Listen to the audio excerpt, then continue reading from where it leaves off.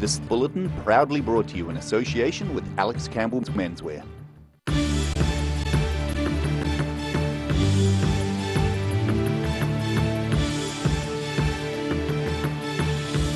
Tonight on The South Today, because chocolate is seriously big business, there is no bigger story than Cadbury's proposed closure in 2018. A former Wakatipu High School student's portfolio portraying women through the lens gathers much attention. And a motor vehicle accident on the Lawn Dacre Road sees two taken to Southland Hospital.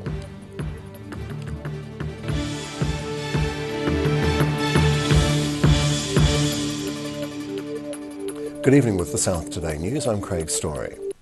Parent company Mondelez is to close Dunedin's Cadbury's factory following a shock announcement today.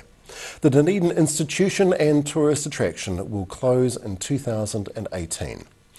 Area Vice President for Australia, New Zealand and Japan, Amanda Banfield, says as many as 362 jobs will have to be cut. It's one of the biggest redundancy announcements in Dunedin's recent history. We have really looked at every possibility and we haven't been able to find a way forward. No other option but to close. That's the reaction from Cadbury's parent company, Mondelez International. I'm Roselle LeBone. The Dunedin Cadbury factory is shut today in wake of revelations the factory may close as early as 2018. If the proposal revealed today goes ahead, as many as 362 people may be affected. The proposal is to outsource the production to Australian sites which have more capacity. Although the company hasn't decided which sites will take on the workload, they say the factory is financially unviable. The mood at Cadbury today is one of shock and disbelief. The factory's going to close. Oh, what's that? So, yeah. Oh. So, Okay. are you going to come and have a coffee here today? Yeah. I wanted to taste the difference of the Cadbury chocolate, feeling that you've got different pastures and things here, that the milk would be different, so I thought the taste of the chocolate would be different. So I have to buy some in the shop now. Go across the countdown. You came to visit it today? Yes. And you weren't able to get in? No. And we leave tomorrow. MPs on both sides of Parliament shared their reactions. Well, look, I'm heartily pissed off, to be honest. I know how hard both the staff and the local management team have worked to continue to make the Cadbury factory viable, and for that to be unsuccessful is just a devastating blow for them. We weren't in a position to fight for it to stay in Dunedin, but the explanation that's been given to us are the two imperatives that are driving this. The first is distance from markets. So 70% of Cadbury's production out of Dunedin goes offshore, mostly to Australia, and of the other 30%, almost all of that goes to the North Island. I would hope that Mr Woodhouse and the current government would be able to outline their plan for transition for these workers, how they imagine retraining will take place, what supports they will put in place. The company called workers to a meeting this morning to announce the news. I would say that the mood of the all-employee meeting was sad and sombre. Obviously news like this is always a shock when it happens, but it's probably fair to say it wasn't a total surprise. Banfield says the challenges have been long-standing. They actually relate to broader manufacturing, I guess, as well as just us. So to that extent, it has been challenging. Banfield says Cadbury World attracts more than 100,000 visitors a year and will remain open. The first phase of redundancies will take place in 2017, with approximately 100 people remaining with the business until early 2018. Roselle LeBone, The South Today. And following on from that shocking news of Dunedin's Cadbury's factory closing, unions are stunned by today's announcement and say the decision by the parent company to close the factory is heartbreaking. Both the CTU and the ITU unions have members amongst the 360 plus workforce. Chaz Muir of the ITU says today's announcement came out of the blue and has shocked workers, some of whom have been loyal employees for more than 2 decades. A young Queenstown woman who left Wakatipu High School at the end of last year has been awarded a National Photography Scholarship. Meg Jolly won the scholarship for her photography portfolio, portraying women through a different lens. Mina Amso has more. Meg Jolly's focus on her camera has paid off. The former Wakatipu High School students gained the top score among 3,000 or more entries in the nationwide scholarship pool. I did not think that I was going to get top scholar or like a perfect score. It was just amazing. Jolly's come with a message. Just like how strong women are. And this panel kind of talks about women through history. And so this is like homemaking and like the ideals of like women in society. And then this one's kind of like rebellion and showing the strength, and this is like body image and female bodies. And this is kind of more about the things that women have, like periods and masturbation and stuff like that. That's so real that women have, but no one really talks about it. So this is kind of like bringing to life that, all of this. And then this section, I tried to make it into like, I thought about the ideals of like Adam and Eve. And like the whole idea about Adam and Eve is like Eve was just formed off Adam. Hello, Mina Amso in Queenstown. Now, while Meg did really win the top score and so good, what she really hopes is that her work in photography inspires and empowers people, and especially women from all walks of life. Jolly's portfolio took a year to compile, with help from her photography teacher, Abby Brown. I've supported her in the background, definitely. She's totally had control over this panel and worked through a lot of ideas and research as well. And her success has been greeted with pride by the school. A student from here has been able to be so successful and to kind of achieve something so remarkable and follow their area of passion. It's a fantastic thing. Jolly will head to Wellington on Saturday to start her studies in communications at Massey University. Mina Amso, The South Today. A man has been killed after his car appears to have rolled down a bank and into a river near Milford Sound. Police say the crash happened just after midday and the driver died at the scene. A second person in the car was taken to the local medical centre to be checked. Police, ambulance and a rescue helicopter attended the crash on the Milford side of the Homer Tunnel. The serious crash unit has conducted a scene examination. Police were not releasing any further details at this stage. A head-on two-car crash near Invercargill saw 2 people taken to hospital.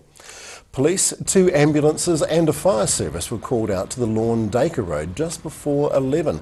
2 people were taken to hospital, one with moderate and the other with serious injuries, but both were conscious and talking to emergency service personnel. A roadblock was put in place shortly after the crash but has since been removed. Stay with us because it's still to come on The South Today. Doc Battle for Birds sees a deja vu scenario playing out all over again.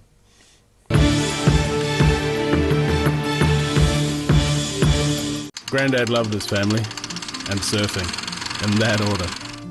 He taught me to surf and we spent a lot of time in the water together over the years. When he died, I strapped the camera to the nose of his old board and filmed the paddle out at St Clair. Gillian's played the video on the big screen at his funeral. Grandad would have loved having everyone come out one last surf with him. Gillian's Funeral Services, helping families celebrate the lives of their loved ones for generations. Gillians.co.nz.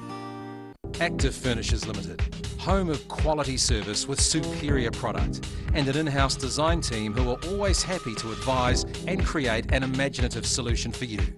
Active Furnishers Limited, part of Dunedin's design history. Every reason, every season, we're proud to dress the region. Alex Campbell Menswear, it fits.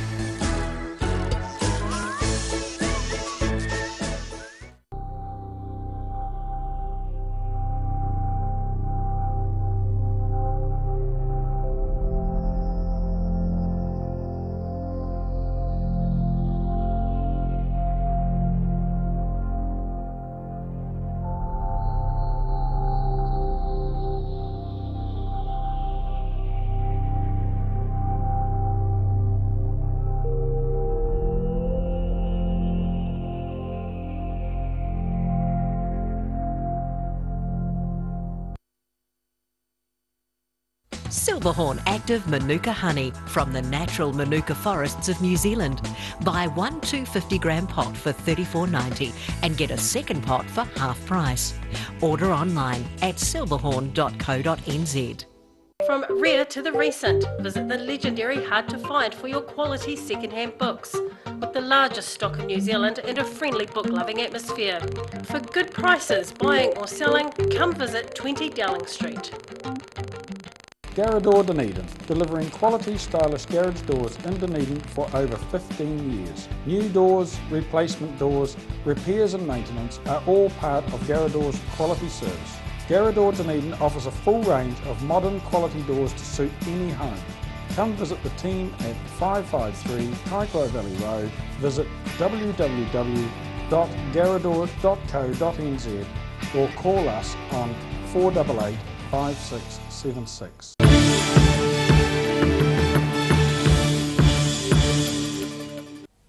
Thanks for staying with The South Today. Prime Minister Bill English touched down in Queenstown ahead of his meeting with Australian Prime Minister Malcolm Turnbull. Bill English visited the Kawerau Bridge site. English was scheduled to arrive early this afternoon but changed his flights to enable him to visit Christchurch for an inspection of the Port Hills fire disaster. English will meet with Mr Turnbull tomorrow and over the weekend. It was a case of deja vu all over again for the Department of Conservation near Makaurau today. A fleet of 5 helicopters spread bait over 38,000 hectares of the Makaurau Valley to prepare rats, mice, stoats and possums for a follow-up 1080 poison drop in about a week or so. The department did a similar pre-feed 2 years ago at a cost of more than $180,000 but was unable to follow through with a poison drop. The poisoning program is part of the DOC's Battle for the Birds campaign, designed to help safeguard native bird and bat species.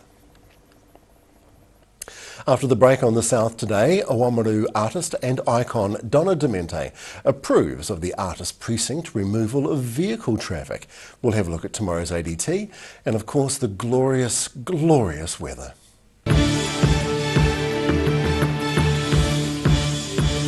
Grandad loved his family and surfing, in that order. He taught me to surf and we spent a lot of time in the water together over the years. When he died, I strapped the camera to the nose of his old board and filmed the paddle out at St Clair. Gillian's played the video on the big screen at his funeral. Grandad would have loved having everyone come out one last surf with him. Gillian's Funeral Services, helping families celebrate the lives of their loved ones for generations. Gillians.co.nz.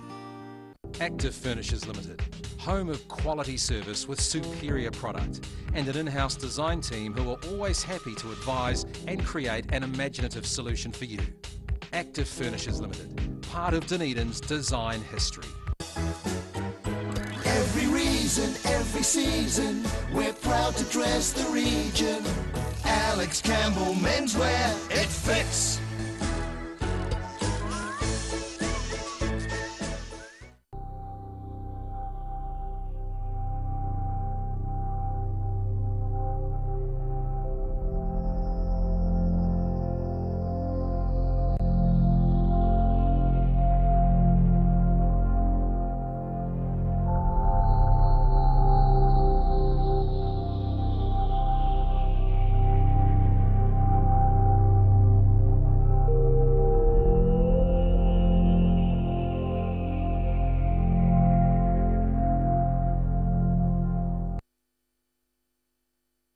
Silverhorn Active Manuka Honey from the natural Manuka forests of New Zealand.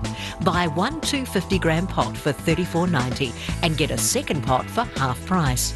Order online at silverhorn.co.nz. From rare to the recent, visit the legendary Hard to Find for your quality second-hand books.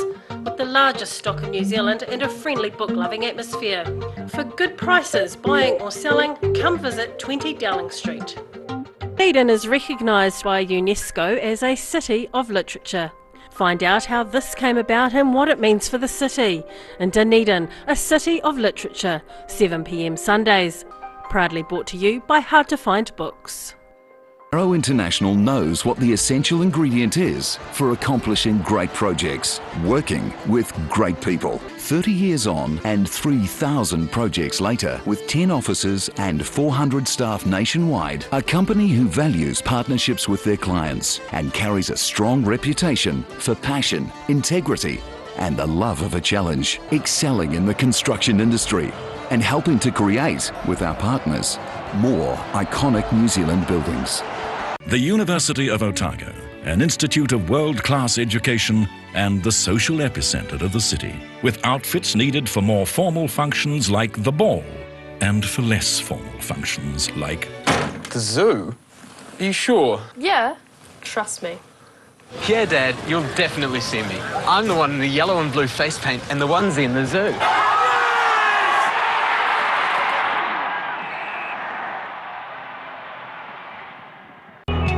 Here is this week's Mole Map UV report. Did you know, in recent years, the number of New Zealanders dying from melanoma has been as high as the road toll?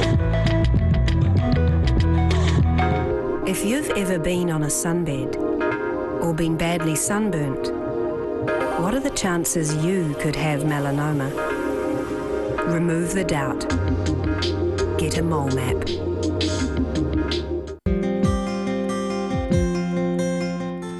Got the rallies coming to stay these holidays, but the lawn's looking a mess. Call the team at Really Lawn, open right through Christmas and New Year.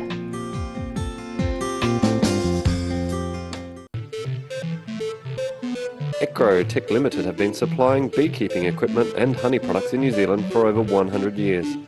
A specialist manufacturer of hiveware and plastic products for the beekeeping industry. They are the leading supplier of beekeeping equipment nationwide. For all your beekeeping needs, visit ecrotech.co.nz or call 0800 11 7766.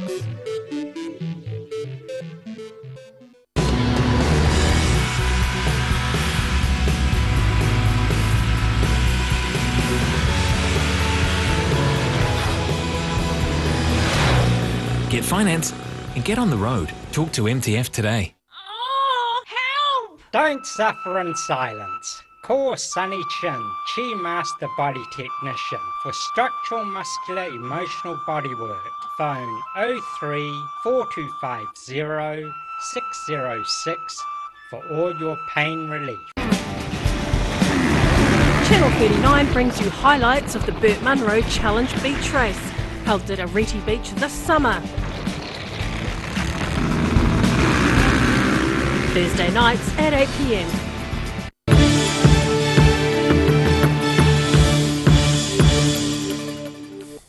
Thank you for staying with the South today. Two kayakers had a lucky escape this morning after they became trapped on some rocks at Nugget Point on the coast near Balclutha. Just after 11:30 a.m, police were alerted that kayakers had become stuck near the cliffs after they were scared by sea lions in the water. One person managed to make it back to the shore safely. However, two of the kayakers sought shelter on nearby rocks and were unable to get back to shore due to rough water conditions. A rescue boat and a jet ski were dispatched to the scene but were unable to reach the kayakers due to large swells in the water. At approximately 1:30 this afternoon, a rescue helicopter from Dunedin managed to winch them to safety. Both kayakers, a man and a woman, were taken to Balclutha Hospital where they were treated for minor injuries and mild hypothermia. The sea lions refused treatment and left the scene. The Waitaki District Council voted to begin trials of keeping cars off the Harbour Street on weekends. Oamaru artist, icon and Harbour Street tenant Donna Demente says the trial Harbour Street pedestrianisation is a positive move for the town. I think it's a small step, but it's definitely in the right direction. It's something I think will benefit the place in heaps of ways to have it. Just the opportunity for people to relax and enjoy the place rather than worry about traffic, and just aesthetically, to me, it's a no-brainer that you have these beautiful architectural facades and you really want to preserve that integrity of the feeling of them so it doesn't look just completely out of place. So yeah. Cars aren't really the right visual attractive thing to have here. Behind the Victorians in the Precinct Artisans and Eccentrics project. The first weekend for pedestrian-only traffic on Oamaru's Harbour Street features a pop-up lunch this Saturday. And now recapping tonight's top stories on The South Today. Dunedin's Cadbury's factory is to close in 2018 with the loss of more than 360 jobs at the historic chocolate making plant. A Queenstown woman, Meg Jolly, left Wakatipu High School at the end of last year and has been recently awarded a National Photography Scholarship. A two-car head-on collision in Invercargill resulted in 2 people being taken to hospital with moderate to serious injuries. Oh, it's a busy old news day, and tomorrow's ODT. Welcome, Craig Page. What is the story du jour? Well, there's only one guess, I guess, and that's all about Cadbury's tomorrow. Yeah, surprise announcement today, which I think shocked the city. 350 jobs to go by the end of next year. So we're having a look at where to from here, really. We've talked to various parties about where these guys are going to get jobs from come next year when they're all out of work. We've sat down with the Cadbury's national manager who said the company's been struggling for some time and that they did look at all their options and basically had exhausted them. This was the final nail in the coffin for them, so they had no other options but to look at closure. We've talked to Dave Cull and the Chamber of Commerce about what their plans are for some of these people as they go on the hunt for jobs.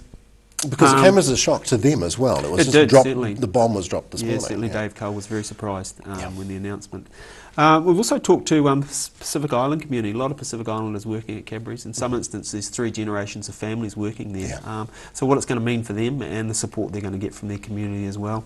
There's a lot of public reaction to the closure as well on social media, on our Facebook pages. Threats of boycotting Cadbury's chocolate for Whittaker's. But yeah, a lot of angry people out there, and I think that'll be quite some time. Indeed, because it's more than just a business. It's an icon. It's been a support for many families, and it's very big. This loss of jobs, loss of business, loss of support for the community is going to be felt. Oh, it certainly will, and I mean it is such a huge building as well. I mean, what happens to that in the future as well? It sits there empty. They're talking about keeping the tours going, but you kind of wonder it's not much of a tour if they haven't got a working factory to work around. True. So it's going to be interesting. It took 110,000 people a year go through that Cadbury's tour, but if the factory's not there, then does that still exist as well? So it becomes a hand puppet for the business. It certainly does. And it's moving to where? To Australia. Right. Which most of their base is at the moment as well. So they're going to move a lot more of their production over there. So, oh golly. Yeah. This is not the end of Mondelez cutting things out of New Zealand. Who would know? Hopefully not. Any good news in the ODT? There is some good news, I guess. I'll get through the bad news first as well. We'll have a bit more in Christchurch as well. We're keeping tabs on that. And again, working last night, things developed so quickly. And all the firefighters on standby waiting for wind changes as well. So pretty dramatic scenes out of there. Yes, indeed. We'll have update on our website and in the paper tomorrow as well. You mentioned the kayaking rescue story out at Kaka Point. We've got some spectacular photos there of the rescue. Terrific. The 2 people being airlifted to safety.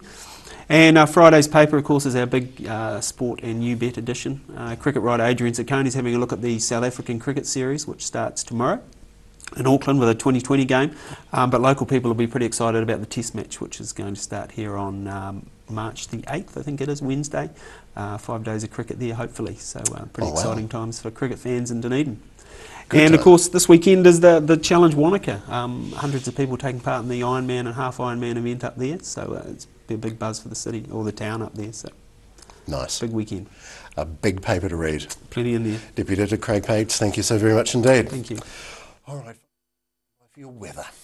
This weather update proudly brought to you in association with Silverhorn Sportsville.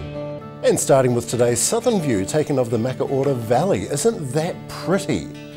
That is Otautau, beautiful part of the southern country. And oh, look at that.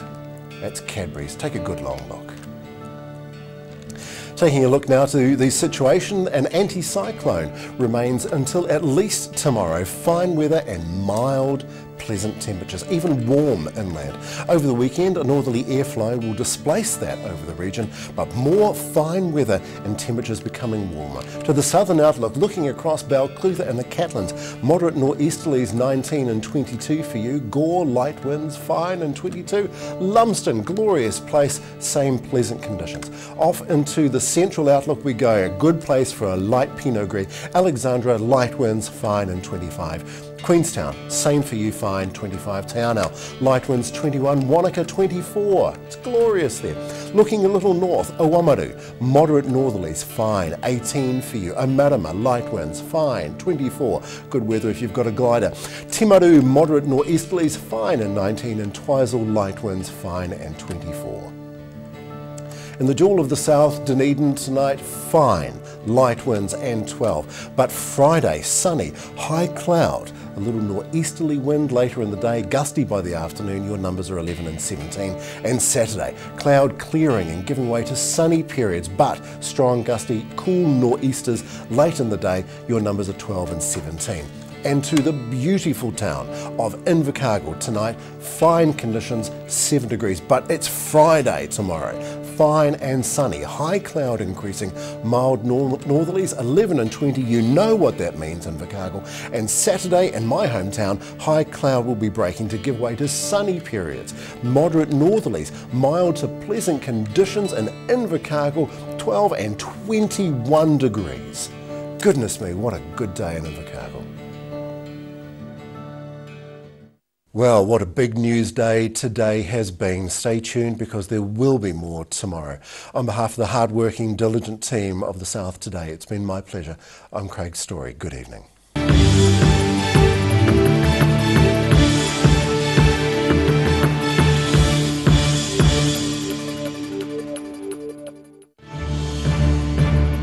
This bulletin proudly brought to you in association with Alex Campbell's Menswear.